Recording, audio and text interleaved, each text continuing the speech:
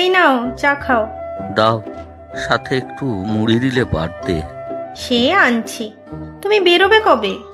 সন্তোষবাবু তো কালই বললেন উনিও যাবেন সাথে। আচ্ছা, মুদি সদাই কি কি করতে হবে বলো, কদিন তো থাকবো না। ওসব তোমাকে চিন্তা করতে হবে না, রাজু আর সুজন তো রইলই। তা জানি, ওদের ডাকলেই পাওয়া যাবে। সময়ে অসময়ে ওরাই ভরসা। তবে ছোট মেয়ে নিয়ে একাই থাকবে, তাই চিন্তা হয়। তুমি চিন্তা করো না, আমি ঠিক পারবো। তুমি যাও, কাজটা করে এসো তো দেখি। কাল বেরোবে কখন? সেটা আজ ওনার বাড়ি গিয়ে জেনে নেব। সত্যি? আজ উনি না থাকলে পথে বসতে হতো। তা ঠিক বলেছ, মা চন্ত প্রাণ। এই কদিন ওই রাজু আর সুজনই দোকান সামলাবে। ঠিক আছে, তুমি কি বেরোবে এখন? হ্যাঁ, সন্তোষবাবুর বাড়ি ঘুরে বাজারে যাব একবার। ওদের সব বুঝিয়ে দিতে হবে। ঠিক আছে, মুড়ি দিচ্ছি, খেয়ে বেরো। এতগুলো তো পুকুর আছে, আবার এই ধার ধারে গোবিন্দপুরে যাওয়া কেন পুকুর কিনতে? আহা, ও কি আর যে সে জিনিস নাকি? পুকুর বললে ভুল বলা হবে গিন্নি। ও হলো দিঘি। বিশাল বড় এলাকা জুড়ে রয়েছে, কি গভীরতা! সে যাই হোক, এত দূর যাওয়া আমার মোটেই ভালো লাগছে না। আরে আমি তো আর একা যাচ্ছি না, বংশীও তো কাল যাবে আমার সাথে। ওই তো বংশীর নাম নিতে না নিতেই হাজির। বাবা, এ তো বিশাল রুই। আজ সকালেই জালে পড়েছে, তাই নিয়ে এলাম আপনার জন্য। বাহ বাহ, বেশ বেশ, আজ জমিয়ে মাছ ভাজা খাবো।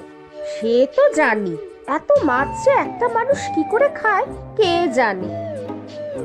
দাও বংশী, মাছটা দাও, কমলার মাকে কুটতে দিয়ে আসি। ঠিক আছে সন্তোষবাবু, কাল সকালে আমি চলে আসব। তা দোকানে কে থাকবে কদিন? রাজু আর সুজনকে বলে দিয়েছি, ওরাই দেখাশোনা করবে কিছুদিন। অসুবিধা হবে না কিছু। বাহ, ভালো ভালো। ঠিক আছে, কাল চলে এসো সকাল সকাল।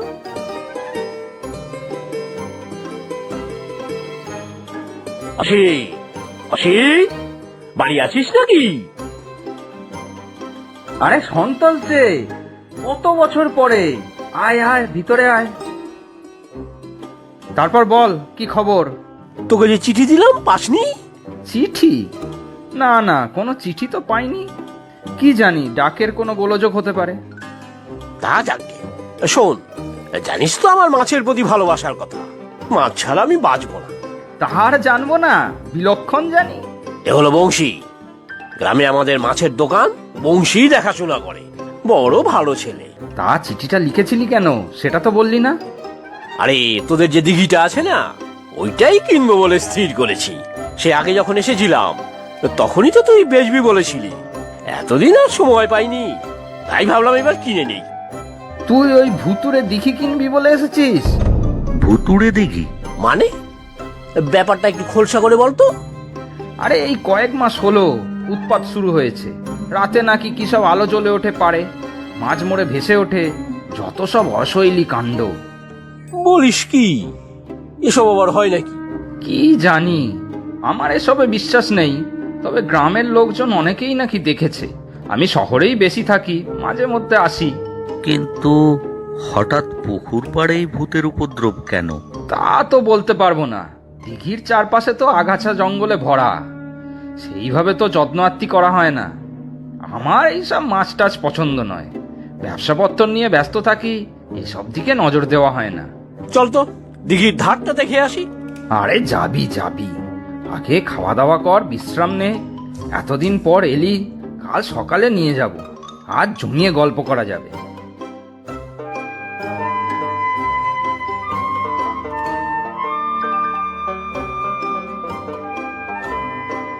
বাহ, জায়গাটা তো একই রকম আছে, কি বুঝছো বংশী?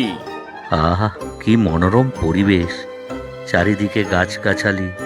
দিঘিটার জলটাও কি সুন্দর টলটল করছে। আর এই দিঘির মাছ এক একটা যা বড়, কি বলবো। ভূতের উপদ্রবের কথা সবাই বলে, কিন্তু ধুর ধুর, সব বাজে কথা। মনে হয় কারো ষড়যন্ত্র। ষড়যন্ত্র করে কার কি লাভ? আচ্ছা, ওই ভাঙা পাঁচিলের ওপারে কি? ওপারে তো সেই পুরানো জমিদার বাড়ি, সে বহু পুরানো ভাঙাচোরা বাড়ি, কেউ থাকে না। সন্তোষবাবু, ওই দেখুন। কি সর্বনাশ! মাছগুলো মরলো কি করে? বললামই তো তোকে, এখন প্রায়ই এধার ওধার এরকম মাছ মরে পড়ে থাকে। নানা রকম অশৈলী কাণ্ড হয় এখানে। আমি তো ভাবছিলাম দিঘিটা বুঝিয়ে দেব। আমি থাকি না, এসব অশান্তি কে পোহাবে? না না, দিঘি বোঝানো বেআইনি। আমি তো দিঘিটা কিনতে চাই। আমার মনে হয় তোর না কেনাই ভালো। আসল ব্যাপারটা কি তা তো জানি না।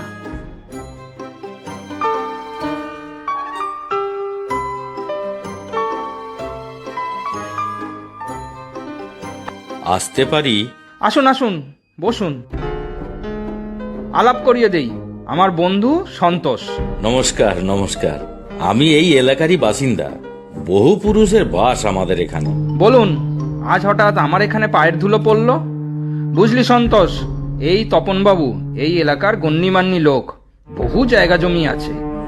ওই আর কি। তা আপনার কি করা হয়? আমার মাছের ব্যবসা, বলতে পারেন মাছই আমার ধ্যান জ্ঞান। অসিদ্ধের দিঘিটা কিনবো বলে এলাম, কিন্তু ওই দিঘিটা সম্পর্কে উল্টো পাল্টা কথা উঠেছে, কিন্তু আমার আবার ভূতের বড় ভয়। পাশেই পুরনো জমিদার বাড়ি, খারাপ কিছু যে নেই তা কে বলতে পারে? আপনি এসব বিশ্বাস করেন? তা করি, কিছু যে নেই তার প্রমাণ তো পাইনি কখনো। কিন্তু মাছ মেরে ভূতেদের লাভ কি? দিঘির পারে কত মাছ মরে পড়ে আছে। মাছেদের এইরকম অনিষ্ট আমি একদম সহ্য করতে পারি না। কার কি লাভ তার আমরা কি জানি? আমার মনে হয় অসিতবাবু দিঘিটা বেচে দিন। বেকার ঝামেলা রেখে কি হবে? আমিও তো তাই বলছি, আমাকে বেচে দিক। যা ভালো সরেশ মাছগুলো। না না, আপনাকে নয়, আপনি বাইরের লোক, শুধু শুধু ঝামেলার মধ্যে জড়াবেন কেন? দেখি কি করি। আচ্ছা, আজ উঠি, কথাটা মনে রাখবেন কিন্তু।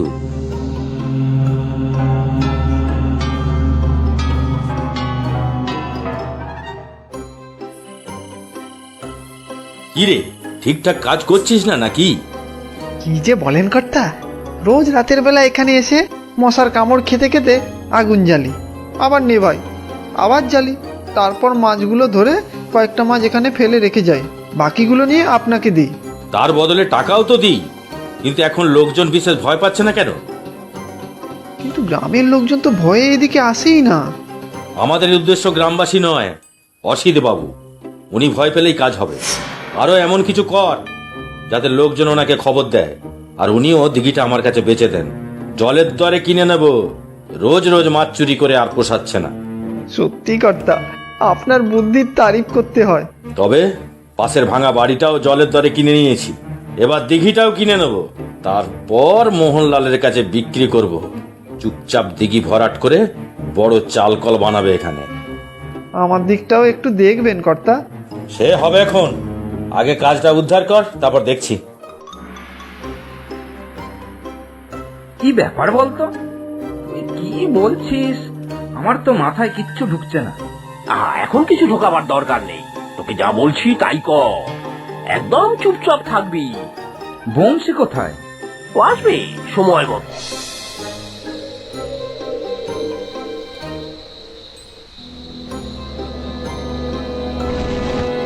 এই কে কে কে ওখানে? ওরে বাবা! আমি ভূত।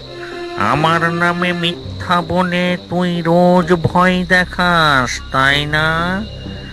আজ তোর ঘাড় মটকাবো। ভূত!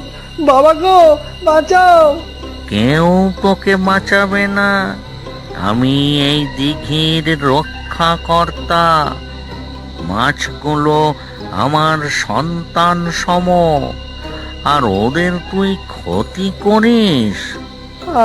আমাকে ছেড়ে দিন, ক্ষমা করে দিন, লোভে পড়ে এই কাজ করেছি। তপনবাবু আমাকে দিয়ে এই কাজ করিয়েছেন। কান ধরে উঠবোস কর, তবে তোকে ছাড়বো কিনা ভাবতে হবে। এই তো এই তো নাক মলছি, কান মলছি, আমাকে ছেড়ে দিন। আর যদি এখানে দেখেছি কখনো তাহলে আর তোর নিস্তার নেই, যা ভাগ।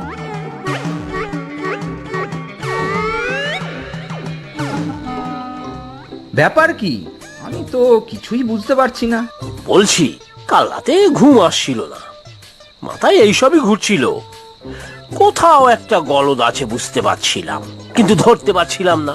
আমার সাধের মাছেদের এই রকম অবস্থা দেখে মনটা খারাপ ছিল, তাই কাউকে কিছু না বলে একটু হাঁটতে বেরিয়েছিলাম।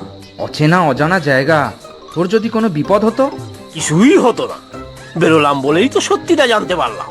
তপন বাবু ওই মন্টুর সাথে মিলে এইসব কাণ্ড কারখানা করছে, যাতে চাপে পড়ে কোনো না কোনো সময় ওনাকে তুই দিঘিটা জলের দরে বিক্রি করে দিস, আর উনি সেটা কোনো মহাজনকে বিক্রি করে মোটা টাকা কামাবেন।